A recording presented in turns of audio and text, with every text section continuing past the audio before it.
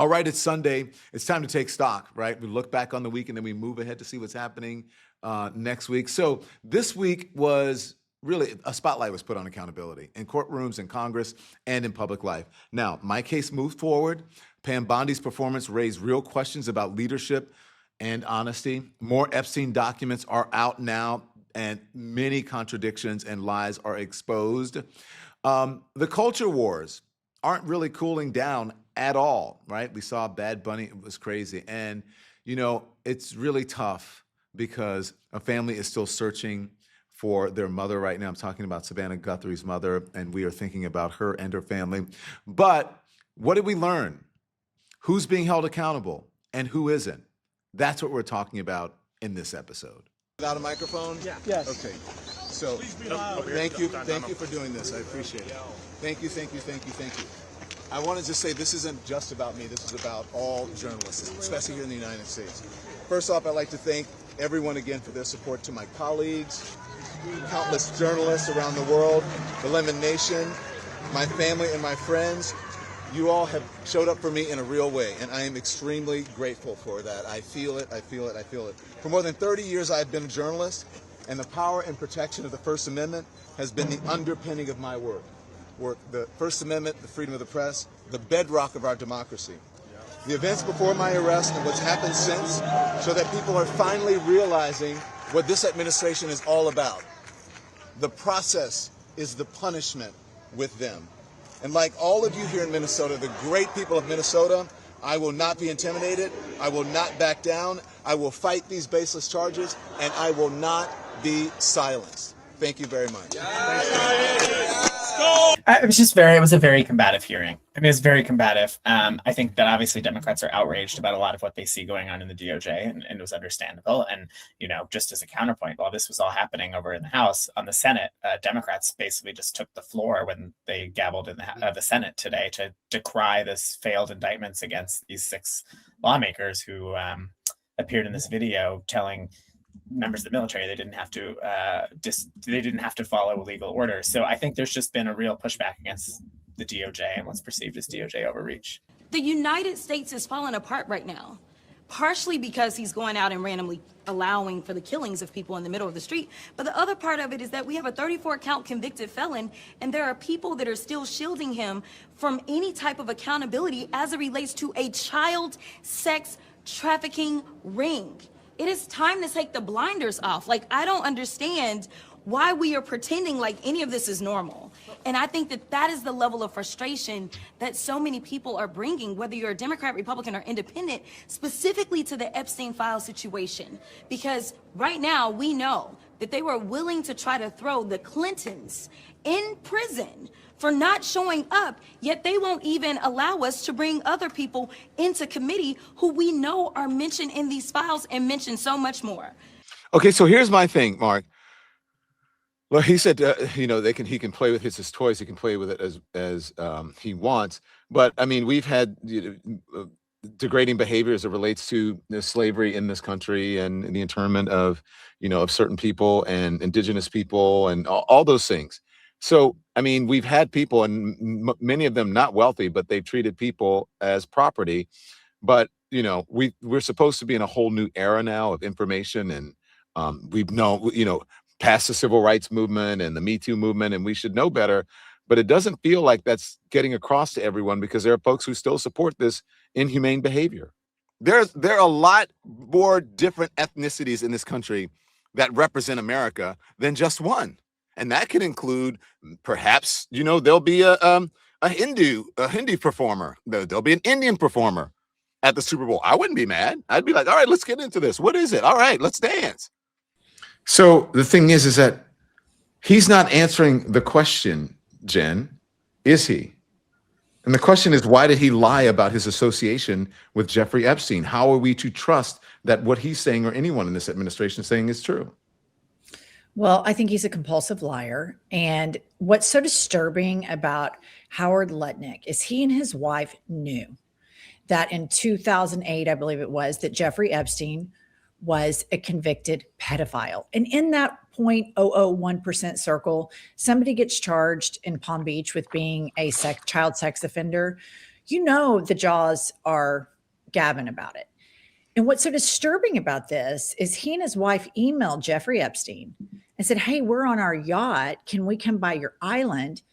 We are two families. We have two sets of kids." And then they give the kids gender and ages to a pedophile. And let's remember that Howard Lutnick had said in 2005, "My wife and I were disgusted by him. We were never going to do anything with him ever again. We got a bad feeling." And then 2012, they are inviting themselves to the island for lunch and giving him the details about their children's ages and gender. And I mean, that's just something that kind of settles with you. I'm a mother of two kids. I can't imagine emailing a convicted pedophile and saying, "Hey, we're going to swing by and my kids are this age." It's just, these people are so diabolical. It's hard to put words to describe, but it's so unsettling, and it sits inside you, all of the exploitation of these children, and that these people are in the federal government and there's zero accountability for this guy or Trump is just so maddening. I think there are two things, right? One is, like I said, I go back to the very beginning. I think it confuses, deeply confuses. And then, like with many bullies who, when they're confused, they get enraged. It just, the fact of his popularity, I think, upsets and befuddles the Make America White Again part of the MAGA movement, which is a lot of it, and certainly it befuddles Donald Trump. And so he starts from a position of kind of, this is a phenomenon, and it's a phenomenon that represents everything about America that he doesn't like and that he's trying to roll back. And then you put that on top of the fact that the guy has made, and I thought, the comments that he made about ICE at the Grammys were wholly appropriate. And I share with some people a concern sometimes when Democrats, cling to celebrities in a kind of meaningless way. At this moment, for Bad Bunny to get up on the Grammy stage and say what he said was not like, it was not an egregiously problematic statement from the left's perspective, but I think that also triggers Donald Trump. If Bad Bunny had never said anything political in his life, maybe Trump wouldn't have gone so hard in the paint after him. But the combination of the things about him that just, as a person and a performer, as a representative of his community, that make Trump crazy, added to the fact that he's basically, though he hasn't attacked Trump by name, by attacking ICE, Trump personalizes that. I understand why it makes Trump crazy and why he can't just see the basic capitalist logic of it. But I'll tell you who does not have any time for any of that is Roger Goodell and the people at the NFL who are like, "Man, we are in business, and the business of America, right? The music business right now. That's the guy. That's the guy." Yeah. I think the key word here is surveillance. And you hear, if you really start digging into the donors and the oligarchs of this regime, Peter Thiel, Palantir, surveillance. You've heard reports of women that were just, what do they call them? Legal observers in Minneapolis. And then a ICE agent takes a picture of them. And then they go to fly the next couple of days and their TSA is removed because they were legal observers. So this surveillance state, which, let's be real here, Donald Trump is kind of intellectually lazy, but there are some evil, smart people back behind him that have this technology that taxpayers are funding, which Congress is seeking more funding for. And this phrase, surveillance state, keeps popping up over and over and over again. And so, to Tim's point about the journalist that took a photograph of that, and we know that they're surveilling Congress, hopefully this will help Congress people vote against funding for this type of software and for taxpayers to pay for a taxpayer-funded surveillance state. I heard a lot of, "Ooh, this is great. Oh my gosh." I like that she stood her ground, meaning Pramila Jayapal, there, because Pam Bondi tried to obfuscate. And that's sort of what they did not do last time. Maybe they weren't prepared for that. But go ahead, panel. What do you guys say? But I just talked about some tips, right? And I think that was a great example of what it means to work, not just to control a witness, not to allow them to evade and not answer your question and bring in other things, but to continue to reclaim your time, which when you have a witness like this, and when you've got a moderator who is part of the majority party that's going to kind of allow for it, you have to know the rules. You have to utilize utilize the rules. And as I think it was Keith saying, here's a great clip, right? Because this attorney general is shown that under her watch, 32 victims' names and information was released unredacted after they assured victims and the public that that would not happen according to their own working rules and the rules of evidence, etc. She shows her that it happened as if she didn't know, but she shows her and then gives her an opportunity to apologize. And she's so small and so Trumplican that the notion of just turning to these people and saying, for any additional pain that was caused through the redaction of 3 million pages, 6 million pages of information, she could have couched it however she wanted to couch it. But with him, you can't apologize. And because she doesn't ever feel like she does anything wrong, same as him, she's got to instead go back to Merrick Garland. This is very telling. The American people should get to see this. And I'm not leaving it up to the Democratic Party. I'm going to push the clips. I care about this country. Anybody with a platform who cares about informing the American people, these are the things that we should be showing them, as you are here today. Thank you, Don. What were you going to say, though? You said you were looking, you saw some files or something? There was, so there was some stuff that came out in the Epstein files. And actually, Washington posted some great reporting on it. Just sad that they were losing basically their entire editorial team. But they found that Epstein's lawyers contacted the CIA and the NSA to ask for proof of his affiliation with the agencies. Okay. And they got back to them with a Glomar response, which was basically an either confirm or deny, or we can't, the NSA said we can't say anything because it would give up sources, classified information, et cetera. And that's pretty significant. And the latest tranche found that he was actually messaging with Bill Burns, the former CIA director, a lot. Like, there are messages, there's texts. He had this relationship with, major intelligence agencies in the US. And I think it explains why he received these sweetheart deals and, why these victims still to this day feel like there was something very dark and nefarious that continues to go on, and why power is policing itself to this day and protecting itself in this story. So I felt like that was a pretty significant file. That his lawyer, this was a strategic decision by his lawyers to try to get information that showed that he was helpful to intelligence agencies. Other individuals. Is that your position as well?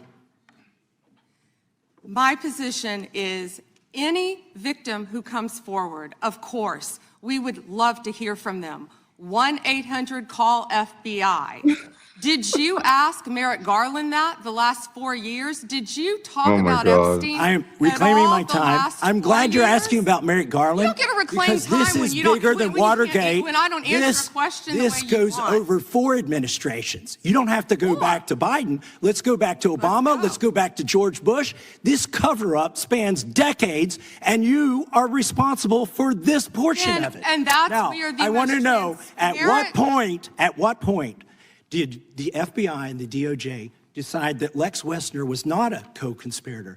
Because our Epstein Files Transparency Act requires you, please put it back on the screen, please, to release the internal decision about whether to prosecute him or not, and it's not in the files, and it's not in the files for any of these other men. Time of the gentleman has expired. May she answer? And he's a hypocrite because he voted against the ban that we were talking about on deep fake AI porn. Only 2 people voted against it, and you were one of them, hypocrite. The gentleman's time has expired. She didn't answer the. Look, I would like to. I know you guys want to reclaim your time. I would like to reclaim my time. I'm never going to get those. Never get it back. Never get it back. So, I saw you doing this, Akilah. Caught her red-handed. Yes. What I will say is I'm from Kentucky. Thomas Massey is actually the representative for the area that I'm from. And I am not a big fan of everything he's done, but I'll say there's a moral clarity here that does not exist elsewhere in the Republican Party. He has been grinding the axe to get this information released and unredacted and to the public.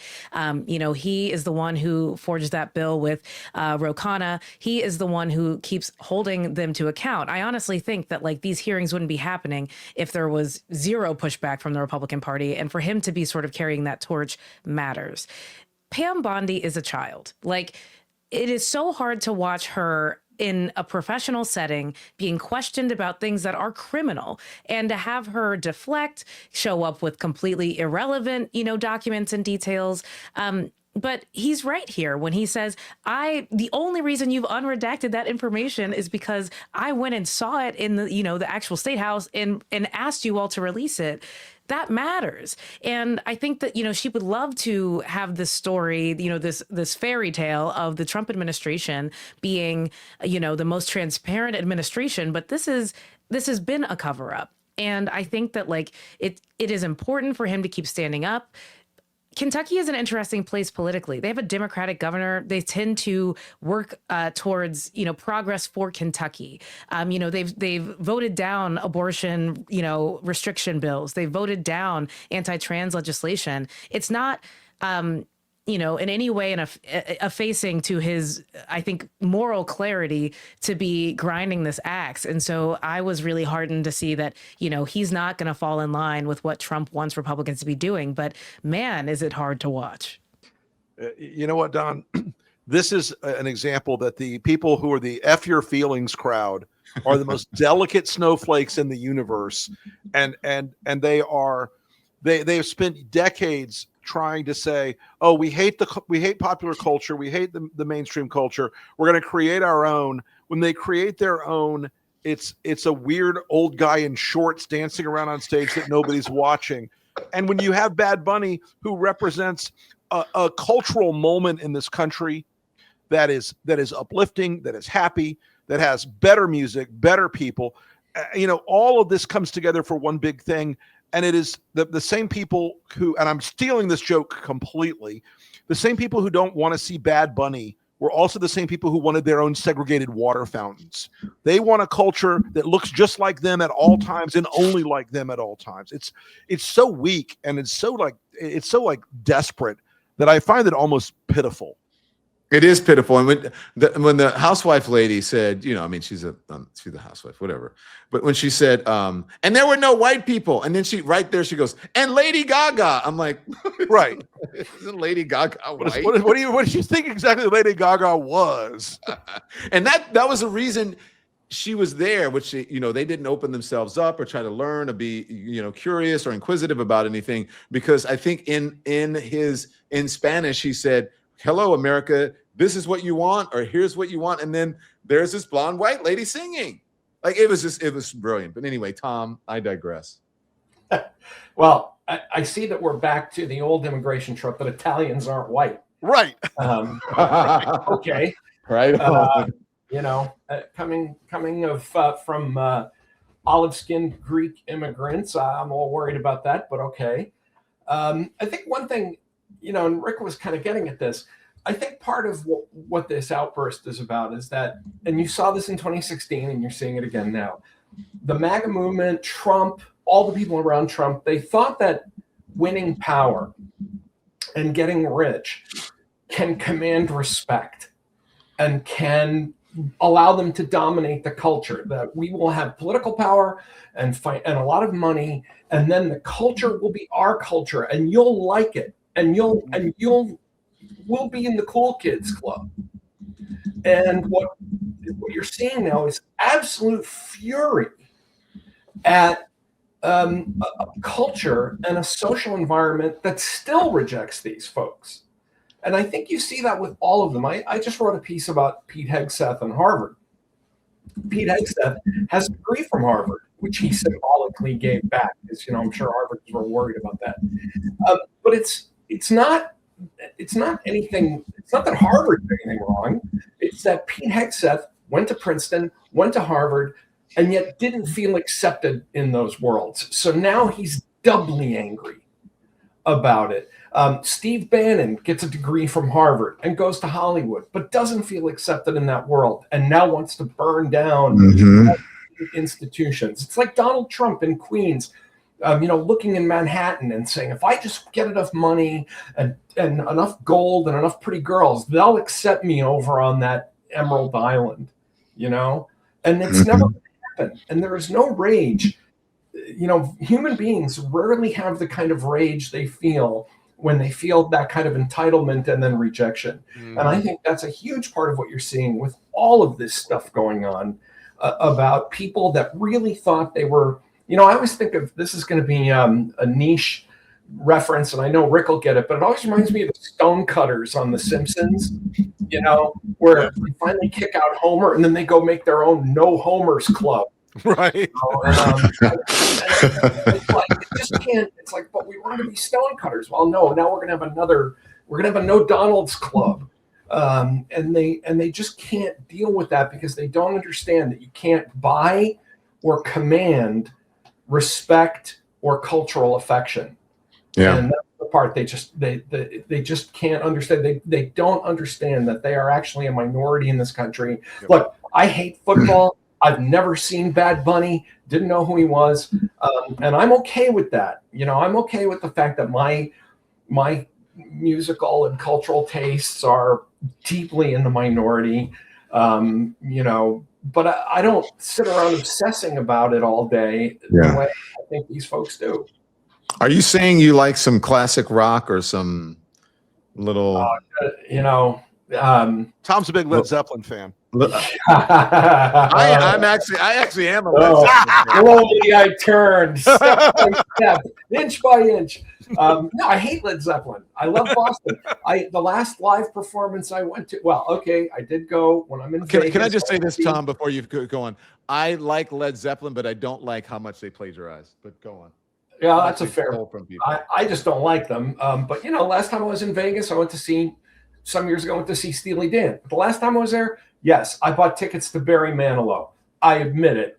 That's who I am. I'm a middle American. I love kitschy crap. But I don't stay up all night saying, now, why don't people like, why am I in the minority? Why do these people look down on me? And I think that's what all of this is. I have a degree from Harvard? Why doesn't Harvard, why do they look down on me? I have a degree from Princeton. I went to Penn.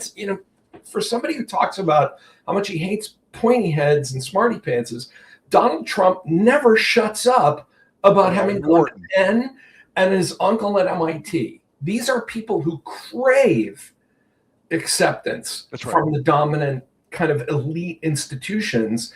And when they don't feel accepted by them, decide to turn on people with just rage and a kind of burn it down mentality.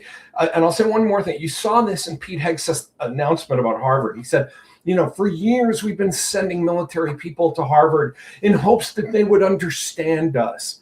That's not why you send military people to Harvard. You send them to Harvard so they can get an education, so that they can learn about the world, and so they can sit side by side with the civilians they're going to have to work with in the real world. But not for Hegseth. It was such a needy line in that announcement. We send them to Harvard because we want them to understand us. That ain't it. To emulate one more Simpsons character, Sideshow Bob, let me just say, Oh boy. Oh boy. These guys come on, Tim Pool. We know Tim Pool is an idiot, but didn't they know this before the election?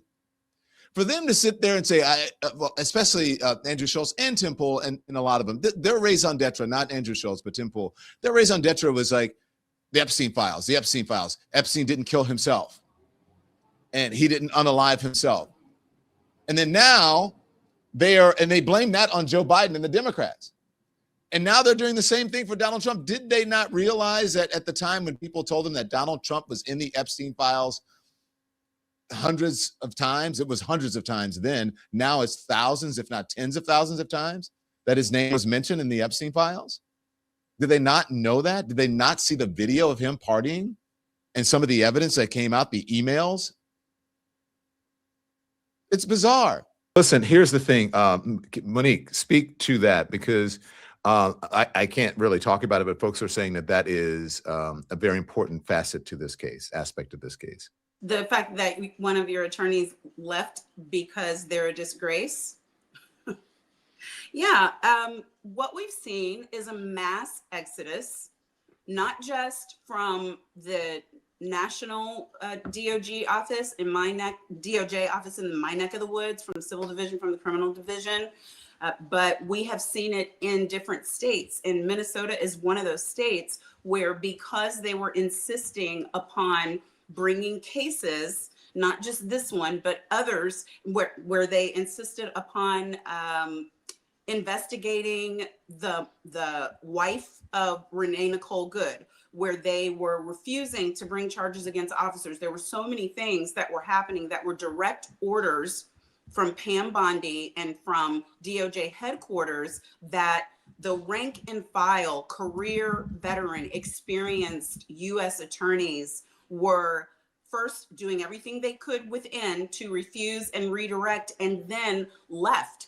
And whenever a U.S. attorney does that, sometimes people don't understand, like, that is the last thing that they can do to say that they stand against what is happening. They give up their entire careers in protest of the actions of the office, or because they are being, let me use some words people would understand, being given an unlawful command. Same as these members of Congress were reminding the military that they do not have to obey unlawful commands. That's what was going on with these U.S. attorneys. So to have someone, first of all, who is experienced in criminal law, who knows the rules back and forth, you always want that. But prosecutors turn into defense attorneys all the time. That's the dance that we do. You get your experience. Many people, I've never been a criminal prosecutor, but for those who can stomach it, you get your chops in a good office like a U.S. attorney's office. That is a prestigious place to land out of law school. You work there, and then in private practice, you defend the cases. And so you have the best of the best, because you at least know that you've got attorneys who know what they're doing and know the inner workings, the inner labyrinth of the system that is now working against you. Trump regime, I hate to call them an administration, Bondi and all the Patel, whoever else is over there, just rip the Band-Aid off. Just get it done. Prolonging this is not helping. It's only hurting. Just get it done. And stop saying we're not going to be, no more investigations, no more prosecutions, no nothing. I mean, we're not stupid. The American people are not stupid. Just come clean. Just come clean. And just put it all out there. Because now people are calling for Howard Lutnick to resign because of he lied, apparently, according to the evidence, according to the reports, saying that he and Epstein, like there he goes. Howard Lutnick went off to Jeffrey Epstein's island 5 days before Lutnick and Epstein went into business together. Lutnick goes to Epstein Island 23, 2012, and then 12/28, 2012. Lutnick and Epstein signed a stock purchase agreement. Now, this was what, in 2003, I think, or something like that. He goes, and I never wanted to see him again, and I just kicked him out of my life. And there he is, like 7 years later. 2005, sorry. 2005, yeah. And then here he is, 6 or 7 years later, doing an agreement. Crazy. That's the week. New week starts tomorrow, and we'll be here. So we'll see you 10 a.m. Eastern time, right here on the Don Lemon Show on the Don Lemon channel. And until we see you then, turn the TV off. Thanks so much for watching, everybody. Your support means the world to us. Don't forget to hit that like button and subscribe so you never miss a show. We're live every weekday at 10 a.m. and 5 p.m. Eastern time, with new clips dropping at 2 p. and 8 p. And if you want even more Don Lemon Show content, join the Lemon community. Members get exclusive posts, behind-the-scenes videos, and live chats just for you. So hit the join button or visit our channel page to sign up. Thanks again for all your love and your support, and I'll see you next time.